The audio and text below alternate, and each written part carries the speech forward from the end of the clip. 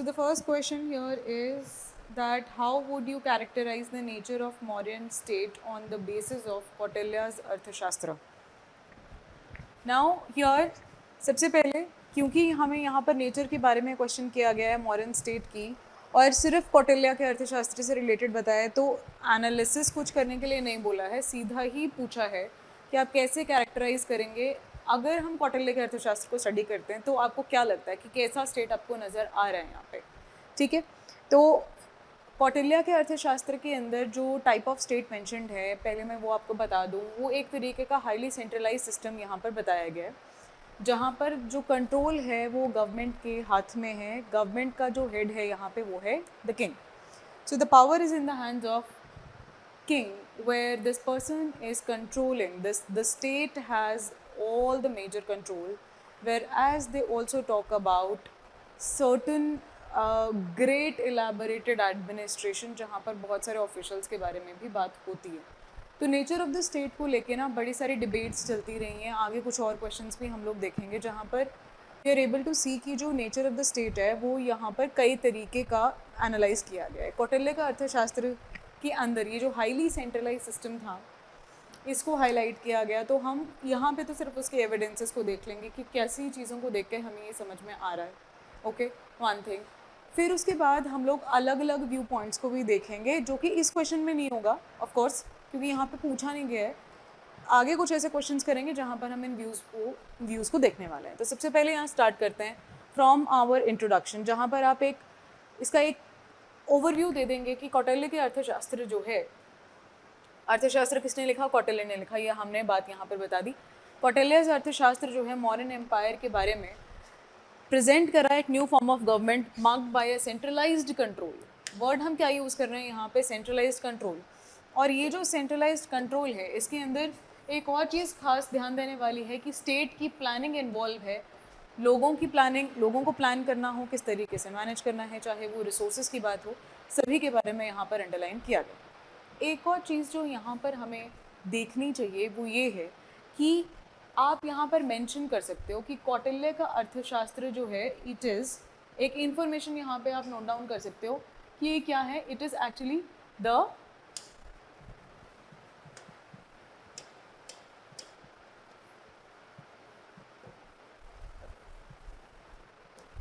all right. So what we can say is that the Kautilya's Arthashastra is, so Kautilya's Arthashastra is a state of is actually the science of statecraft. तो science of statecraft के ऊपर आप यहाँ पर question कर सकते हो, मतलब लिख सकते हो उसके बारे में। साइंस ऑफ स्टेटक्राफ्ट का मतलब क्या हुआ, यानी एक साम्राज्य को, एक स्टेट को, एक एरिया को, एम्पायर को चलाया कैसे जाना चाहिए, उस चीज़ का ये एक टेक्स्ट है।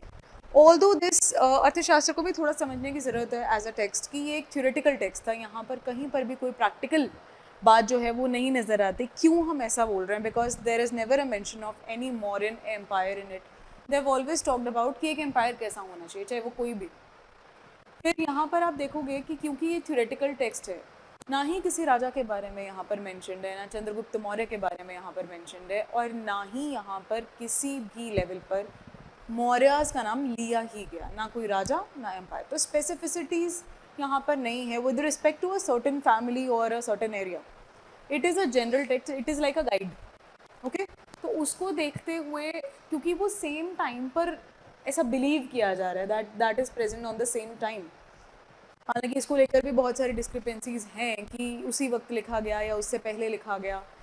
तो जैसा भी है, कौटिल्य का Arthashastra is considered to be one of the guiding factor for the Mauryan empire, क्योंकि Chanakya is believe to be the same person, Kautilya. Now even if there is a view where we say that कि चाणक्य कौटिल्य नहीं है, कोई एक ऐसे टाइप ऑफ सेक्शंस हैं जो ये बोल रहे हैं, वहाँ पर भी हम ऐसा मान सकते हैं that whosoever this person is, obviously यहाँ पर कहीं ना कहीं चाणक्य का एक रोल जो है वो रहा होगा, एक गाइडेंस रहा होगा, क्योंकि ये कंटेम्प्रेरी है, क्योंकि कंटेम्प्रेरी चीज़ें हमें यहाँ पर नज़र आ रही हैं इस टेक्स्ट के अंदर। जो उस वक्त पे मौर्यन एम्पायर में हो रहा था, जो घटनाएं घट रही थी, वो नज़र आ रही हैं।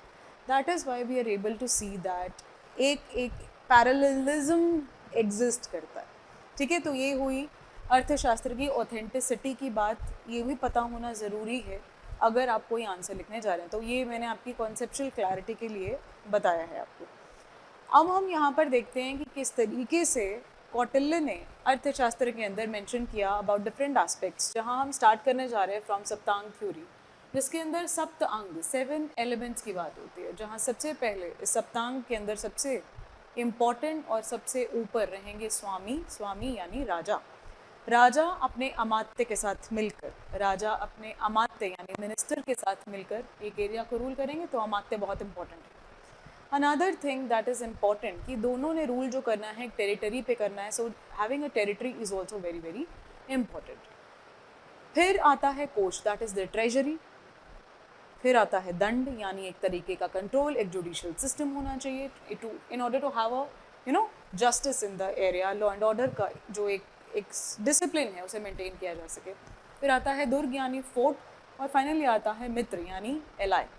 ओके, सो वापस आते हैं यहाँ पे। तो इस तरीके से ये 7 अंगों को यहाँ पर बताया गया, जहाँ पर जो हेड है, फोरमोस्ट ऑर्गन की जो बात हुई है, वो कौन है? वो कह रहे हैं यहाँ पे राजा है, और इसके बिना ये साम्राज्य, इसके बिना ये राज्य कुछ भी नहीं है। मतलब he is the most important personality in the area. ये नहीं तो कुछ नहीं, राइट? इन्हीं के अंडर सारा सिस्टम जो है वो रन किया जाएगा। फिर इसके बाद यहाँ पर फंक्शंस ऑफ द स्टेट को अंडरलाइन करते हुए बहुत ही कॉम्प्रिहेंसिव वे में वो बताते हैं कि किस तरीके से जो एक स्टेट है जिसका एक पॉलिटिकल कंट्रोल तो होगा ही होगा, वहीं उसका एक इकोनॉमिक और सोशल कंट्रोल भी होता था। तो पॉलिटिकल कंट्रोल आप किस तरीके से बता सकते हो यहाँ पे कि जितनी भी अपॉइंटमेंट्स हैं, every appointment, every person who is actually working under the king, जितनी एडमिनिस्ट्रेशन थी, चाहे वो बिल्कुल कैपिटल रीजन में हो या किसी भी और रीजन के अंदर हो, they are appointed by the king. मतलब यहाँ पे एक सेंट्रलाइजेशन आपने शो करने की ट्राई करनी है कि ब्यूरोक्रेटिक स्ट्रक्चर जो है वो काफ़ी सेंट्रलाइज्ड हुआ करता था। They are managed by the king only. Okay, आगे जो ऑर्डर्स पास किए गए हैं वो ऑफ कोर्स अलग अलग मीडियम से पास किए जा सकते हैं, लेकिन ये अथॉरिटी जो डिराइव करते हैं वो कहाँ से है? वो राजा से। जैसे आप गवर्नर्स की बात कर सकते हो। गवर्नर्स कौन है? जैसे हम पढ़ते हैं कि जो भी राजा होता था, रॉयल ब्लड का प्रिंस ही हमेशा एक गवर्नर होगा, ये कहा गया था। अर्थशास्त्र के अंदर ये बात कही गई थी।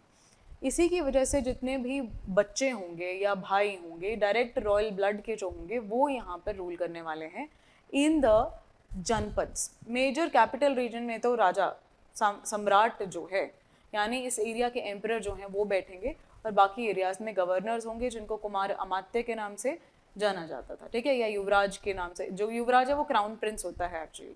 So these governors used to govern the respective areas, but they derived their power from the king. तो again आप देख सकते हो कि यहाँ पे हमेशा एक रॉयल ब्लड का प्रिंस ही है, तो एक सेंट्रलाइजेशन जो है वो बनी हुई है। फिर हम यहाँ पर आगे अगर इकोनॉमिक कंट्रोल को देखें तो इकोनॉमी को लेकर यहाँ पे बहुत एम्फेसाइज किया गया। क्या कहा गया यहाँ?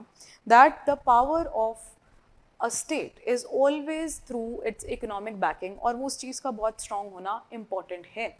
अगर आप सारे रिसोर्सेज को मैनेज करना चाहते हो, डेवलपमेंट करना चाहते हो, इन्हीं रिसोर्सेज को यूटिलाइज करके यहाँ कहा गया कि सरकार का कर्तव्य क्या होगा, what will be the duty of the state. Number 1 यहाँ पे not just the security of this area but also the development of the people of this area. तो सिक्योरिटी और डेवलपमेंट दोनों बहुत ज़्यादा इंपॉर्टेंट है, ऐसा यहाँ पर कहा गया। फिर इसके बाद बॉडी में हम लोग क्या एक्सप्लेन कर रहे हैं, और ये तो हुआ इकोनॉमी। इकोनॉमी को और ज़्यादा एक्सप्लेन कर सकते हो आप, जहाँ पर आप मेंशन कर सकते हो अबाउट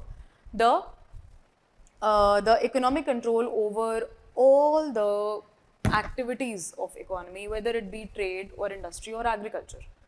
पार्टिसिपेशन इन एग्रीकल्चर को आप हाईलाइट यहाँ पर कर सकते हो। यहाँ पर आप बहुत सारे ऑफिसर सुपरिटेंडेंट्स को बताकर एक्सप्लेन करके ट्रेड और इंडस्ट्री के अंदर सरकार का एक इंटरफेरेंस या कंट्रोल आप यहाँ पर बता सकते हो। Like for example you can talk about पणे अध्यक्ष, लक्षणाध्यक्ष, पौतवा अध्यक्ष, नंबर ऑफ देम, गणिका अध्यक्ष, बहुत ही सारे हैं, जितने मर्जी आप यहाँ पर लिख लो, जो भी आपके वर्ड लिमिट में सूट आता है, कोई भी 2-3 एग्जाम्पल्स दे दो और आगे चलो। फिर उसके बाद पार्टिसिपेशन ऑफ एग्रीकल्चर जब समझाओगे तो यहाँ पर सरकार का है इंटरफेरेंस। यहाँ पर इंटरफेरेंस भी नहीं, पार्टिसिपेशन। सीधा अध्यक्ष यहाँ पर एक सुपरिटेंडेंट है जो एग्रीकल्चर लैंड को देखते हैं। Probably this land belong to the king, crown land है ये, और यहाँ पर राजा जो हैं यूज़ करते हैं, अपॉइंट करते हैं लेबर को, और वो लेबर यहाँ पर कमा के देती है राजा को थ्रू एग्रीकल्चर, ठीक है। इसके अलावा और तो टैक्सेस ऑफ कोर्स हुआ करते थे जिनको भी राजा जो है वो मैनेज कर रहे हैं। So the king is actually controlling the entire taxation system also.